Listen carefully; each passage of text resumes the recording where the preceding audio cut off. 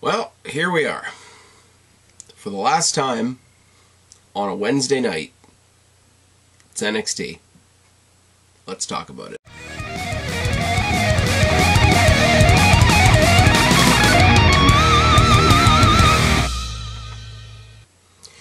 What's going on, everybody? It's your buddy, it's your pal, Spaz Phoenix, the YWC Reality Jack, here with your NXT review for March 31st, the go-home show to stand and deliver, and the last regular NXT show on a Wednesday night. We're going to talk about that when we get to it, but we are going to do the house cleaning first. And anybody that does content in wrestling, the question has to come up sooner or later, what are you doing WrestleMania week? And the answer is, by comparison to just about everybody else, not that much on this channel. I'm not going to lie. I am taking it really, really easy WrestleMania week. So what's going to happen? We're going to talk about NXT tonight. Jake and I are going to get together tomorrow. We are going to preview everything to do with NXT Stand and Deliver. That's going to go out Friday after SmackDown like it usually does. Sometime over the weekend, I'm hoping to see Godzilla vs. Kong. If I see Godzilla vs. Kong, and if Kristen sees Godzilla vs. Kong, we'll throw something up in regards to that. It'll be the first brand new movie we've been able to review in a while, thanks to the ongoing Global Bastard. Sometime next week, Jake and I are going to get together one more time, and we're going to throw together our predictions for WrestleMania. Depending on when we do it, I might try to rope in Guapo, but it might not be possible. I mean, he's a busy dude after all. And I've been promising it for several weeks. Still not going to tell you what it is, but there is one more surprise coming for you guys. And I will tell you, I won't tell you what it is, but I'll tell you when it is. Because obviously the WrestleMania preview will go out next Friday in that after SmackDown slot. Thursday afternoon, the afternoon of day 2 of TakeOver, is when that little surprise is going to go out. I will say it's appropriate that I'm putting it out on the day of a TakeOver. I will say, obviously, that it is to do with NXT because it's me. I will say that it's just me, nobody else. It's not a collaboration. It's not a me and Jake thing. It's not a me and Guapo thing. It's not a me and Kristen thing. And no, I haven't somehow randomly brought OKFade back to the channel. So that's going to go out. I don't know whether it'll be a premiere or whether it'll just be a podcast that'll drop. I haven't decided that yet, but look out for that as you're getting ready for night 2 of TakeOver next Thursday. Yeah, that's it. I won't be reviewing anything. I won't be reviewing anything WrestleMania week. I won't be reviewing the episode of NXT, because the episode of NXT is part 1 of TakeOver, so definitely I'm going to treat it like I treated an elevated episode of NXT, and yeah, I don't know why I'm tripping over my words here. I am very, very tired. You'll have to excuse me a little bit, but look out for TakeOver preview, WrestleMania preview. If we get the flicks fix for Godzilla vs. Kong out this weekend, you'll look out for that, and definitely look out for that surprise next Thursday. But other than that, I will be obnoxious as fuck all over Twitter next week, but there won't be that much other content. There won't be any more other than that little surprise that's coming. There will not be any solo content on this channel next week. If you so there you go, the pretty sexy face and all that shtick that I do. You guys know what the socials are. Spaz Phoenix Podcast, Spaz Phoenix on YouTube, Spaz Phoenix or Spaz Phoenix 1 on Twitter, Spaz Phoenix on Instagram, Spaz Phoenix Podcast Facebook group on Facebook, and please throw some comments down in the box below so that YouTube does not yell at me that I don't have any interaction with you guys. If you're joining me in the chat right now, go ahead and say hello. I'll be there too. If not, throw it down in the box below, as I say. If you're watching me on any of the podcasting platforms, I don't know how it exactly works depending on what platform you're on, because I should be more educated on that than I am. But if you're on a podcast platform that has a rating system, you want to throw me a rating, it couldn't hurt, right? I'm gonna come out here one day and I'm gonna say, hey guys, what are you watching me on? What are you listening to me on? Just to sort of sedate my own curiosity more than anything else. The NXT this week, it started weirdly enough where I would normally say, hey, it's the rundown from last week, or WWE is really good at oh, why can't I think tonight? It's It's not a good thinking night. Normally, it would either start with a recap of last week, or it would start with some kind of video package leading into the thing, and then I'd do my whole NXT is really good at video packages. But it started off with a rundown of the TakeOver card, which is odd, because they added more stuff to the TakeOver card tonight. We started with Strong versus Grimes, which is another weird choice, because at this point, all we knew that Strong and Grimes were both going to be in the Battle Royal. The Battle Royal to get into the gauntlet that's happening next week, it's a little convoluted. I've admitted that it's way more convoluted than it needs to be, but also it's a big pile of people match, and that's just really, really fun. Grimes comes out, continuing what he said to Strong last week about, I'm going to buy all the Undisputed Era's intellectual property and all this kind of thing, and we can make a lot of money and whatever. He continues that this week, and he says he wants to Grimes the system, and he changed the shock the system thing in the Undisputed Era entrance to be to his entrance, and it's just, I've said this before and I'll say it again, the Cameron Grimes stuff, sometimes it hits, sometimes it doesn't. This one didn't hit, I'm not gonna lie, but it was a good match. Strong jumps him on the ramp, double leg takedown and a beatdown to follow, knees to the gut by Strong, stomps by Grimes, a mudhole by Grimes, and a boot by Strong, kick to the ribs, boot by Grimes, he rakes the eyes, there's a leg lariat by Strong, Strong tosses Grimes out, and they start brawling on the outside as we go to commercial break. Coming back from the commercial, I love it because NXT has this great way of jabbing AEW, oh come on guys, check out our picture-in-picture, but I hate to break it to you, my friends here on Sportsnet 360, they don't do the picture-in-picture thing. So I don't get that. So it's an extra funny jab because it doesn't apply in my case. Anyways, coming back from the commercial break, we got an abdominal stretch by Grimes, with an elbow in the cheek, which is a nice touch. He throws him down, hits him with a boot, chops by Strong, lariat by Grimes, a reverse bear hug, overhead suplex by Strong, a backbreaker, and some chops, top rope superplex by Strong, which is really nice. Grimes rebounds with that flippy crossbody thing that he does. There's an angle slam by Strong, and Grimes reaches into his tights. And I didn't know it was that kind of show, but he pulls out an Undisputed Era armband and he throws it at Strong, and Strong just sort of has this done-in look on his face. Grimes hits the cave-in, and Grimes gets the win.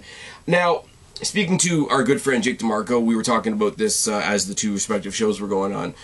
If they are going to play up this thing with Roderick Strong, where the Undisputed Era has fallen apart in front of his eyes, he hasn't wronged any of the parties involved. He's just the guy left behind that has to build himself back up, that has to prove himself as a solo act again. I really, really like that. They need to pick something else other than generic Rock 5 as his entrance music, but that's okay. I like that.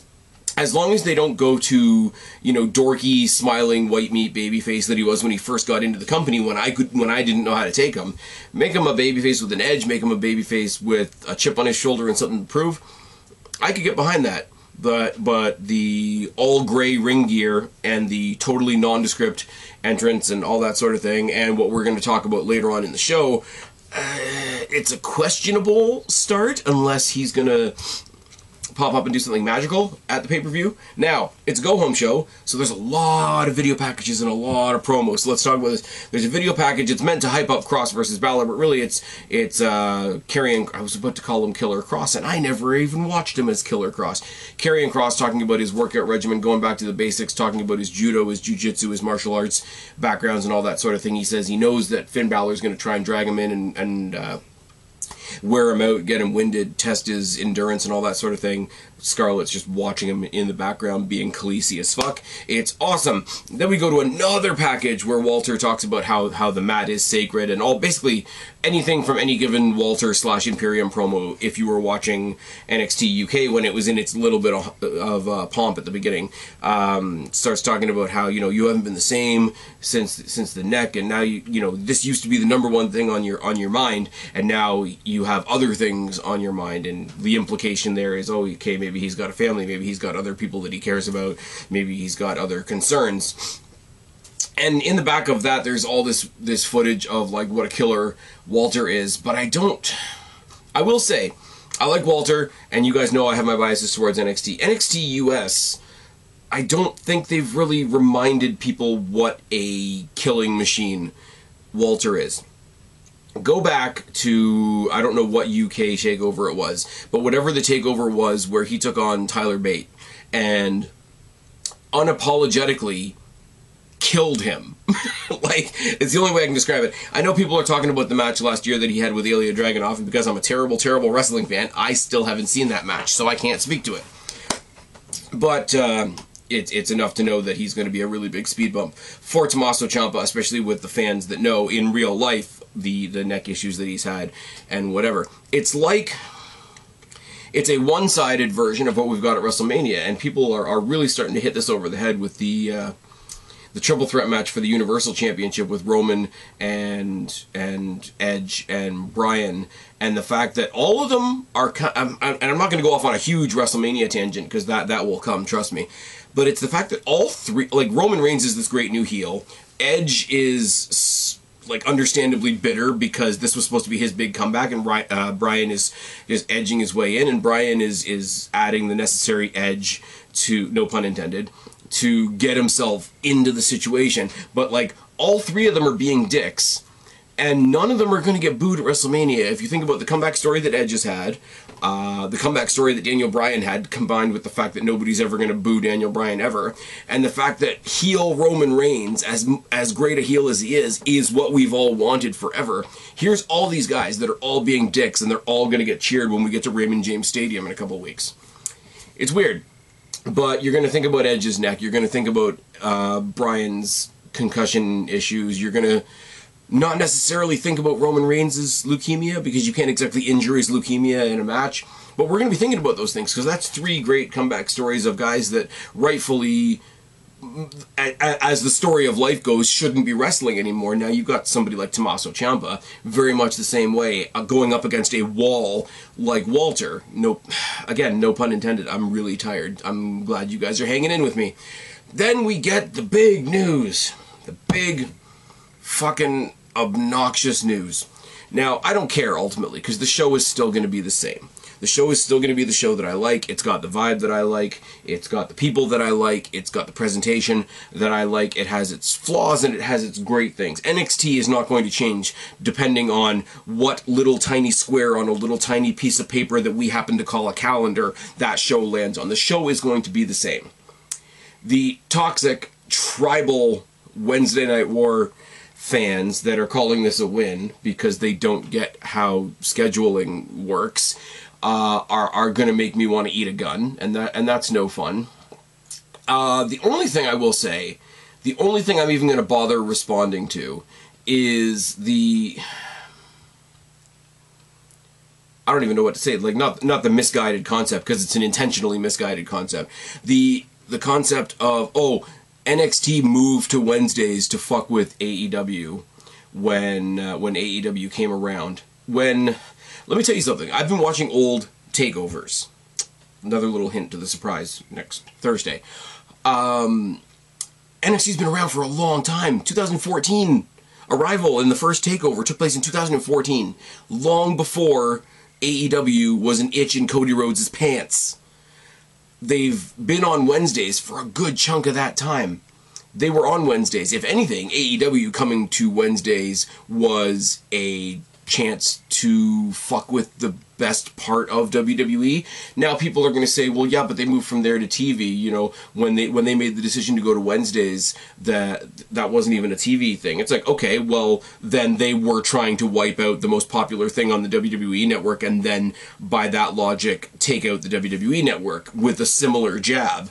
Now, take it from me, who watches the WWE network on an actual television channel, there's no difference from me clicking over to 528 on my TV to watch the WWE Network, or 503 to watch NXT now on Sportsnet 360. There isn't a difference. Your argument is null and void. Oh, they moved to Wednesday to fuck with AEW. You can fuck off, because that's intentional ignorance. Anyways, so the question is, what do I do with my reviews? I'm gonna basically do what I do now. It's just gonna be jutted forward a day. Still gonna watch the show on the night, still going to record the review on the night. It's still going to go out the next day at 7 my time, whatever your time is, figure it out. Just happens to be that now I'm going to throw out my review and it's going to go live on YouTube at 7, whereas AEW goes on at 8. So it's going to be going on ahead of AEW now, the same way my collaboration videos on a Friday go out after SmackDown. So that's what we're going to roll with for the foreseeable future. If I get some feedback from you guys that you want it to stay on Thursdays, which would be weird because that's then going to be a 2-day gap. I will say the one thing that everybody has said is somewhat true. The fact that both shows are going to benefit is obviously a thing, but I think NXT is also going to benefit being closer to Mondays, because Mondays are an absolute diarrhea fire. We're going to all go into Tuesdays watching NXT with a little bit of leftover Monday to scrape off the shoe of our minds. Yes, that's a metaphor that works, right? That's a metaphor. The shoe of our minds, the shit on the bottom of the shoe of our minds, is that a metaphor that works? Help me out here. Basically, we're going to be coming off of Monday and the sewage that is Monday Night Raw into NXT, and anything compared to Raw is going to look good by comparison. And I think the ratings, obviously AEW is going to shoot up. That's fine. People want to be contrarian and follow the other guy.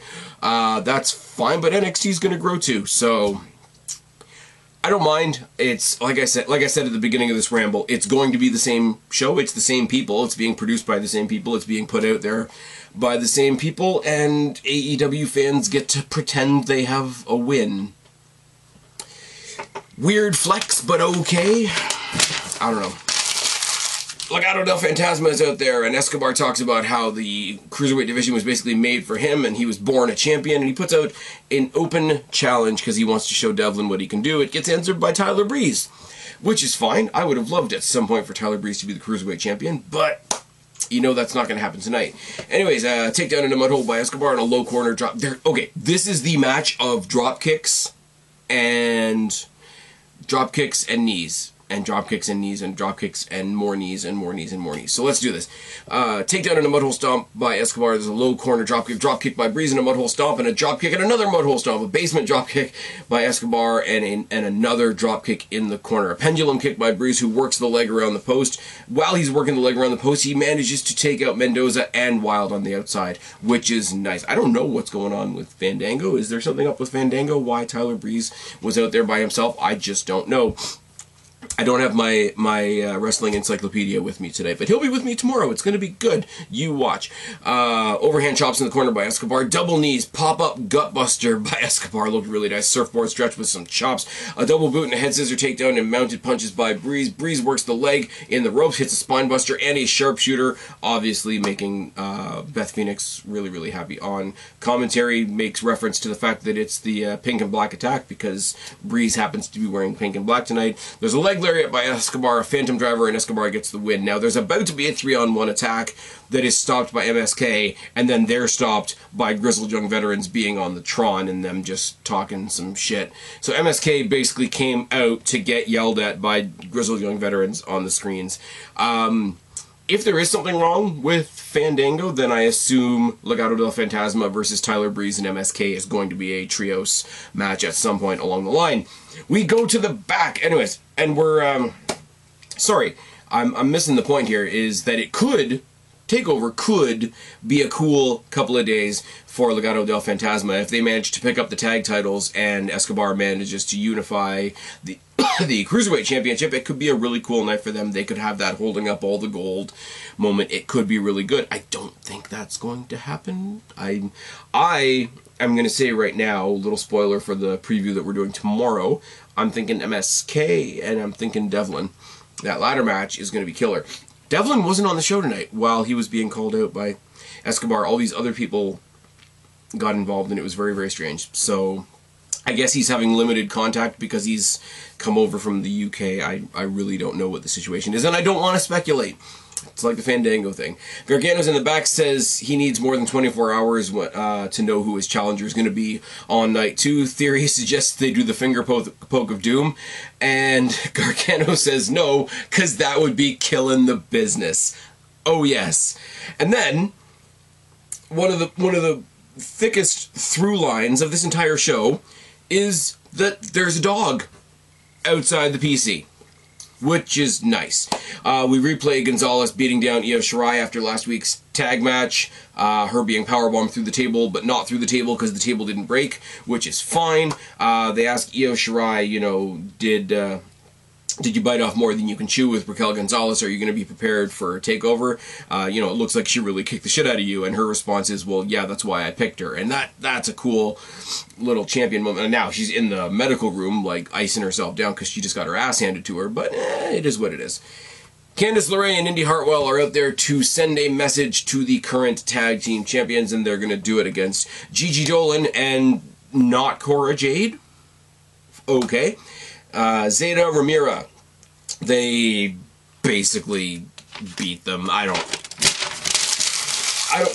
There was something weird and not slow, but weird and hard to sink your teeth into about the match. Mostly because I don't know the fourth chick. Gigi Dolan is alright. Her and Cora Jade, for what I saw of them in the Women's Dusty Classic, is good.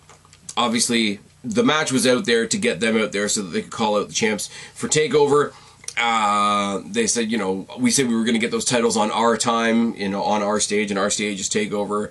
Shotzi and Ember just make my fucking life because they look like they're having a blast. And I've said this, and I know people think I drill this into the ground a whole lot. Whether I particularly like what's going on in a story, on a show, whatever, whether I like it personally, it changes it 100% if I look at the wrestlers and I know the wrestlers are having fun. And I see Shotzi and I see Ember Moon and they look like they're having a blast. And I mean, Candice LeRae, she can't help it sometimes. You watch her when she's cutting a promo and she breaks a smile every now and then. I think she loves sinking her teeth into this heel character. And it shows. And Indi Hartwell is playing like the protege role really, really well. They accept. They don't know what they've asked for. We're gonna see you at TakeOver, and then they do the tank thing, and unintentionally funny as it is or not, but they ended up shooting Indi Hartwell in the crotch with the tank, and yeah.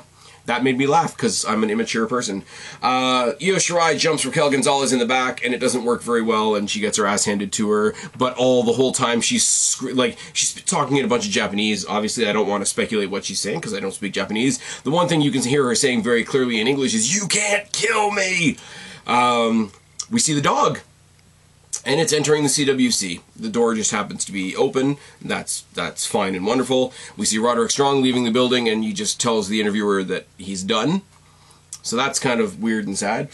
Gonzalez takes on Zoe Stark, and I love the push that Zoe Stark is getting. Zoe Stark looks like $1 million, even though she's not in the current title picture right now. They keep putting her with the high. I guess you want to say the high rollers, the high players in the division, even though she herself is not. She's not climbing the ladder, but she's facing the people that are already on the ladder. Hopefully that makes sense. Gonzalez tosses her around for a while. There's a head scissor by Stark. Several attacks in the corner by Stark and a faceplant by Gonzalez. A shower of elbows by Gonzalez. And it's been a long time since I've said shower of elbows because that used to be something I pretty much only said about Dolph Ziggler. But she does. Somebody the size and the strength of Gonzalez doing the shower of elbows is really, really nice. Locks her in an arm and neck vice. There's a super kick by Stark, a running knee by Gonzalez, and Gonzalez hits the post.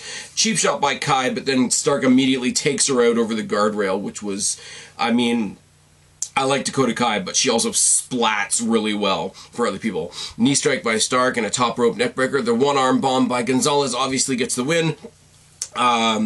Post-match, there's another assault by Shirai because she's like a dog with a bone and it's fine. She basically goes to do like the old Great Khali tree slam with the double hit. Hey, shout out to Great Khali who's going into the Hall of Fame and people are angry about it. Get a life. But she looks like she's going to do the Great Khali tree slam, but instead she just like wrecks her against the plexi cage guardrail thing and just Io Shirai goes down like a lump. The dog is in the CWC and it's running through the offices, and isn't that wonderful? In the back, they're interviewing Kushida about the Battle Royal to get into the gauntlet next week that's happening at the end of tonight's show, and he starts saying something. He gets confronted by Pete Dunne. They hype up the Battle Royal. They hype up the whole, like, who's the best technical wrestler, you know, if you think you can take me, if you think you can prove me wrong, da-da-da-da. Gee, I wonder where this is going. We see a prime target on Cole and O'Reilly, and I know I say this a lot and it always sounds like I'm making fun of them. I'm really not. It just doesn't surprise me. WWE and NXT are really good at video packages. Doesn't mean it's not worth looking at. The prime target things are set up really, really well, and all the melodrama that it seems to be bothering other people about this feud is all in this video package, and it's really good. And it's kind of cool to see, because I know AEW is working with New Japan in some sort of loose fashion right now. They had some footage and some pictures from New Japan, which is cool for me. I've always said, I do this with movies and I do this with wrestling. I don't do a whole lot of indie searching. If there's a name that I know, if there's a name that I know I've heard from other people and whatever, I'll keep an ear out, and when that person comes to NXT, I'll see how it is. I do the same thing with comic book movies. I love, if you can't tell by following FlixFix, I love the MCU. I have not picked up a Marvel comic since I was younger than 10. The whole idea being, when it gets to the forum that I watch, I want it to still be relatively new to me. When Daniel Bryan came to the WWE, he was Bryan Danielson that people had been following for years and years and years, and Deluxe Man got really, really mad at me because I didn't love the guy on day one. Also, I pointed out that Team Hell No was a dumb gimmick. But Daniel Bryan was brand new to me at that point, and that's cool. Like, he's already old to you. He's brand new to me. Like, why can't we do a thing? But what it also means is, when you have people that do have history, like Adam Cole and Kyle O'Reilly clearly do, I can look back at that old history for the first time, and it's new to me, and I like that. But I also think that for them to be picking up, obviously there's some maybe FCW, I'm not really sure. There's that one shot of the two of them in matching gray tights that has been in every promo package for this match that I've seen so far. But again, to go back and see there was a couple of shots in there from New Japan when I think New Japan has a thing going on with AEW. I think there's maybe the Forbidden Door is no. I will say, I saw their new belt, and their new belt looks like Cody Rhodes's retarded neck tattoo, so I will laugh at them for that wholeheartedly and with my entire voice. But it did add some context to the video that they were doing tonight, so that is good. We get another reminder about the move to Tuesday. We've already been over it. I'm going to review it like I've always reviewed NXT. It's going to go out on Wednesday. You're going to get it before AEW. Everybody wins. Maybe. I mean, Impact has gone to Thursday. There's so much fucking wrestling. There is so much goddamn wrestling. You know what? I'm going to say it right here, right now. WrestleMania weekend or WrestleMania week, rather, is fucking ridiculous. We have, on Monday, you got Raw, you got Dark Elevation. On Tuesday, you've got the Hall of Fame, you've got Impact for at least one more week, and Dark on Wednesday, you've got night one of TakeOver.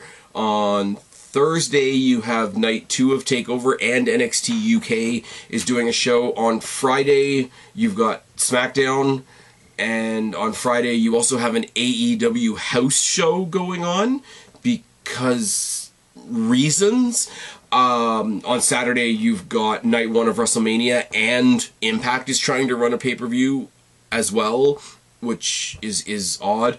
On night 2, you've got night 2 of WrestleMania. You go back to Raw starting the following week, and then we get into the Tuesday NXT. So we're gonna die, guys. Like, if you are out there, and this is not me. Oh, and on night 1 of TakeOver is gonna go up against a random episode of AEW as well. If you are somebody who genuinely is an all-rounder who watches AEW, WWE, and Impact, tell me how you're not going to die next week. Tell me how you are not just taking the week off or drinking way more 5-hour energy than me to get through next week. It's all good. Everybody, there's something for everybody, but God fucking damn it. Anyways, that's enough of that. We get reminded of the Tuesday move once again because we're pushing that. And then we get a little bit of false advertising, because we were supposed to get Caden Carter and Casey Catanzaro versus Tian Sha, but what we get is the chick still sitting on the chair at the top, and Xia Li facing them both by herself, and she still kicks all their asses. At one point, Casey Catanzaro does this awesome tornado spinning code breaker thing. Casey Catanzaro is really, really, really good.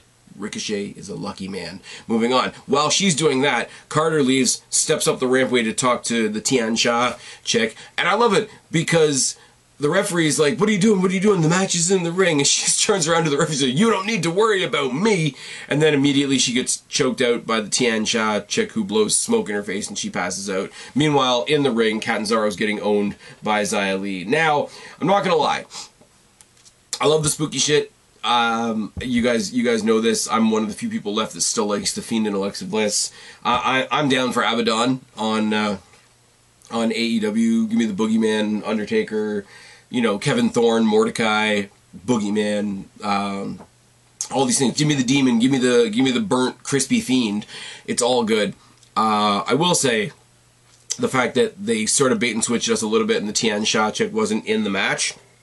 A little bit of a bummer, only because I'm curious. So the winner of the match was Tian Sha, even though they were represented by just Xia Li, and by the end of the match, the other team was only represented by Casey Catanzaro. So a tag match became a handicap match, became a one-on-one match, and it's fine. SHIRAI jumps Gonzalez backstage again, and again she goes for the double-handed choke thing, except this time she double-handed chokes her through a wall. Through a wall. And the dog is back. And the dog runs and runs and runs. And then there's shoes, or boots, or whatever. And just, like, really, really scripty letters that say, see you April 13th, which is the first Tuesday episode of NXT. And everybody online, I mean, I don't know the ins and outs, and I don't have the lowdown on wrestlers' dogs, but apparently, to a lot of people, this is the indicator of Taya Valkyrie debuting in NXT, and if that's what they're going to do to kick off the first Tuesday episode of NXT, that's kind of cool. Ciampa cuts a promo to Walter, and it did what I wanted it to do last week when they ripped the necklace off his neck. They sort of had him reaching for it, but they didn't really give any context to why and all this sort of thing. I could tell you what he says, but I will say, if you don't watch anything else from NXT, if you are going into next week for the TakeOver show, and you want one thing to get you hyped up for that show, go and find Tommaso Ciampa's backstage promo directed at Walter, because it's just good. And I'm not going to sit here and overinflate it and hype it up, but, you know, there's an idea that Ciampa's sort of been, like, on the back burner type of thing in NXT. Like, we know what he can do in the ring, but, like, what's he doing, where's he going, where's his character, etc. Go and watch this promo, because it's really good. That's it. That's all I got. You got the Battle Royal to figure out what 6 guys are going into the Gauntlet Battle Royal, or the Gauntlet Eliminator next week on night 1 of TakeOver thing. You got Tyler Rust, Isaiah Swerve Scott, Bronson Reed, Leon Ruff, LA Knight, Kushida, Pete Dunne, Austin Theory, Jake Atlas, Dexter Lewis, and Cameron Grimes. Now, Ruff jumps Swerve because he's the first one announced into the match before the match even starts, and then we quickly go to a commercial break. We come back from the commercial break, and Pete Dunne is making his entrance. He's the last one entered into the match. And I have to say, for most of the match, Loomis is standing in the corner being creepy/useless.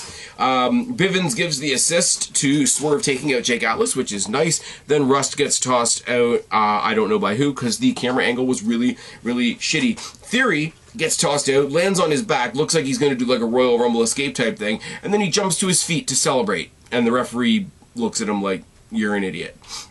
Dunne and Kushida face off, and they trade submissions, and they trade submissions, and they trade submissions, which always looks really odd in a battle royal situation. But considering that these guys are starting off a feud that's based on who's the better technical professional wrestler, it kind of made sense. They had a grappling sequence that took both of them right out of the match, which brings us to our final 6 as we go to commercial break. As we come back from the commercial break, Johnny Gargano has joined us on commentary, and another match has been added to TakeOver on night 1, and that is obviously Pete Dunne versus Kushida, which is going to be awesome. Reed manages to eliminate Ruff and Swerve as they fight each other, so they'll be numbers 1 and 2 into the gauntlet. LA Knight and Loomis, Grimes, Knight, and Loomis toss out Reed, so he's going to be number 3 into the gauntlet next week. Grimes tries to pay Loomis and Knight to leave the ring so that he can win. They toss him out.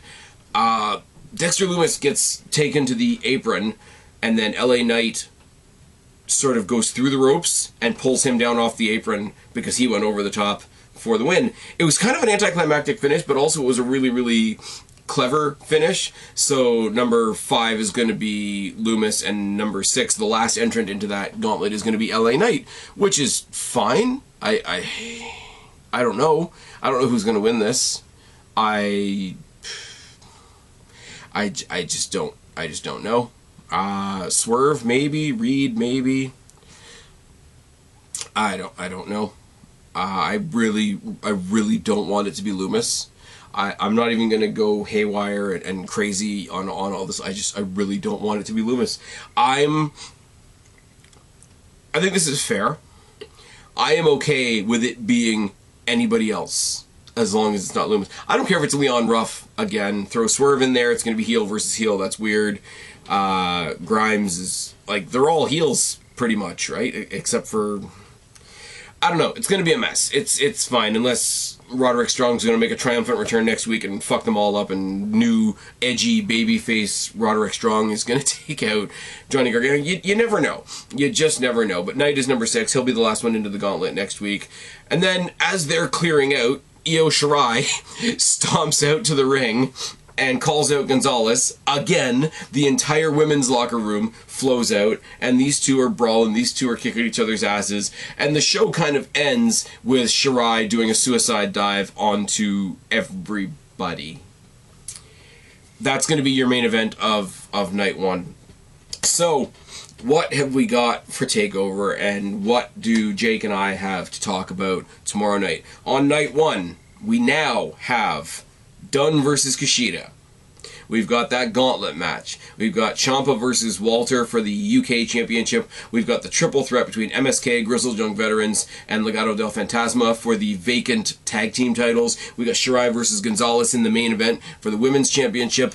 Night 2, we've got Gargano versus whoever wins the gauntlet for the North American Championship. We've got Shotzi and Ember defending against The Way for the Women's Tag Team Championships. We've got Escobar and Devlin in a ladder match to unify the NXT Cruiserweight Championship. We got Cole versus Kyle in a match that's probably going to own the night, even though the main event is Cross versus Balor for the NXT Championship. I'm exhausted. I'm not nearly as excited right now as I should be because I'm tired, and I apologize for that. It's been a day, and then on top of that, the whole Tuesday bullshit. But this is the most stacked, like, let's be real for a second. This is the most stacked TakeOver there's ever been. Now, is there some stuff in there that wouldn't be on there if it was a normal TakeOver? Yeah, you probably wouldn't have Dunn and Kushida on there if it was a regular TakeOver. We probably would have done the gauntlet match on the Go Home show if this was a regular TakeOver. You may not get the women's tag title match on there, which is a really unfortunate thing, but this is stacked, guys. And I find it really, really interesting that they didn't mention this until tonight. Night 2 is exclusively on Peacock / the WWE Network, but Night 1 is simulcasting on both USA Network and the WWE Network. And I'm not a TV rights legal guy. I don't know how that works, because USA Network has got to want the ratings one last time before it goes to Tuesdays, and the network's got to want subscriptions, right? I don't know how that works, but this is going to be a lot of fun. And tomorrow night when I sit down with Jake to preview this card properly, I'm going to be much more awake, I'm going to be much more coherent, and I am going to have my trusty wrestling encyclopedia on the other end of the microphone, so it'll be a lot more animated than I am tonight. But that's about it. That's your go home show for NXT TakeOver Stand and Deliver. That is your last standard Wednesday NXT review from me. Tune in 2 weeks where the review actually goes up on a Wednesday because I've recorded it on Tuesday. Let me know what you think about all this. Get some toxic AEW fans in there that think they've actually won something down in the comment section below so I can laugh. That's it. I'm out of juice, guys. So I've been Spaz, your YWC reality check. Subscribe up there, talk down there, start a conversation. Keep all these conversations going. Don't be a stranger. I will talk to each and every last one of you later, but for right now, tagging out. Bye, guys.